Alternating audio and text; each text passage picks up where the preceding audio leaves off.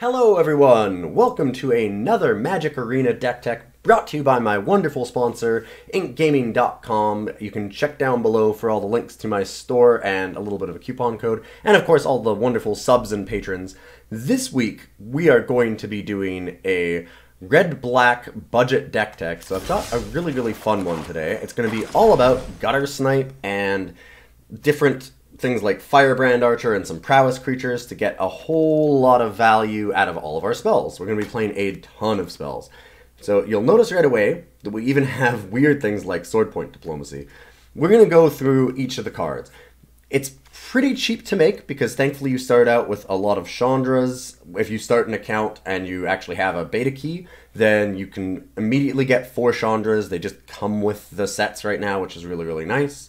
Soul-Scar Mage you do have to craft, so there's a few rares that you have to do. You have to get like Soul-Scar Mage and Banefire, and then Sword Point Diplomacy, which is probably not one you're expecting to craft, but those are the only rares that are in the deck, only rares or mythics. And then after that you have your lands, which are always a little bit tough to make. I myself only have 3 and 2. I would definitely up this to 4, but I think I'd keep Canyon Slough at 2, because it does come into play tapped, and we are a pretty aggressive deck.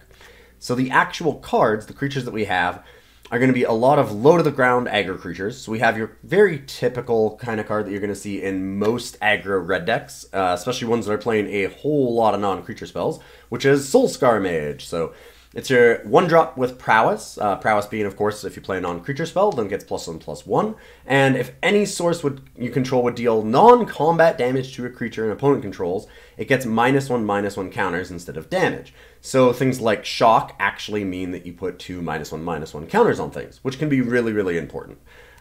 Generally not too big of a deal, but it's nice to have that as a little bit of extra. It's really big when you play things like Goblin Chain Whirler. So we've got the Soul-Scar Mage, and then we also have the next ones that we have are all 2-drops. We have Firebrand Archers, so whenever you cast a non-creature spell, it deals 1 damage to each opponent, and Viashino Pyromancer, so when it comes into play, then you deal 2 damage to target player or planeswalker. And then last you have Guttersnipe. So those are our only creatures in the deck. Guttersnipe dealing damage whenever we play instants or sorceries. So as you can see, it's a lot of burn spells. We're just trying to play spells, and burn our opponent down really fast. And then we have a whole lot of burn spells. We've got 4 Shocks, 2 Banefires, we have 4 Sovereign's Bites, which I'm going to talk about just really quickly here. I'm really enjoying Sovereign's Bite because there's a lot of red aggro decks. They're fairly cheap to make. They're known to be quite good, and everybody that had decks before probably made mono red aggro when it started out being very good, red or red-black, and so everybody kind of has those holdovers. There's just an absolute slew of red-black decks that are just super aggressive in the format. Generally the standard one with a whole bunch of like Scrap Heap Scroungers and Goblin Chain Whirlers and all that kind of stuff. You'll have seen it a million times. I played against it 5 times in a row before I started this video. But Sovereign's Bite is really good in the races. That's why I'm bringing it up. Because if you're stuck sitting there and you're both just swinging creatures at each other, Sovereign's Bite is a 6-point life swing. It's absolutely massive. And that's not including if you have things like Firebrand Archers or Guttersnipes to make it even better. So Sovereign's Bite's been really nice for all those kinds of aggro matchups. When we also have Lightning Strikes to deal 3 damage anywhere that we want. We can deal it to creatures, or we can just deal it right to the face.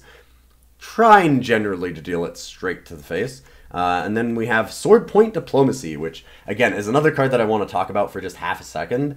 I saw a deck that was running some Sword Point Diplomacies that was not this deck, but had some kind of similarities where it was trying to do some Guttersnipe nonsense.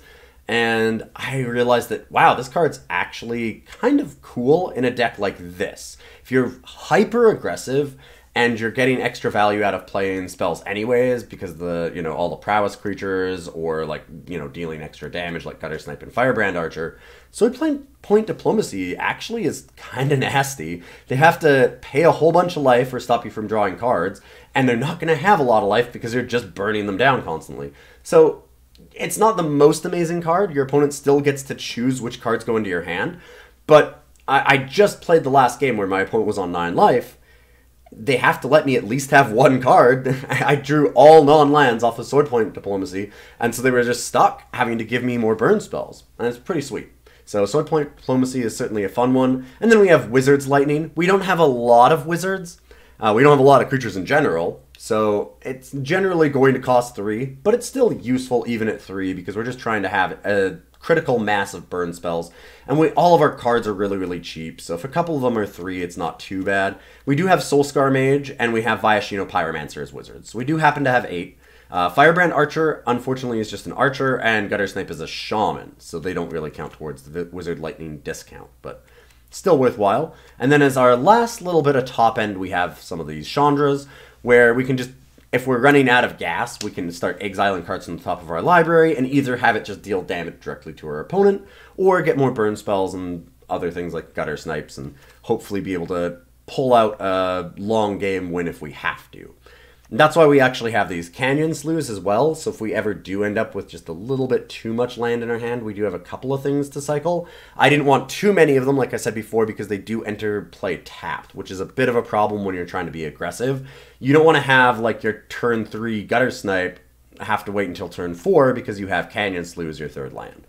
Just something to keep in mind. You don't want to play too many of those, although I would definitely recommend, if you can, spend to get an extra Dragonskull Summit if you are going to play this deck.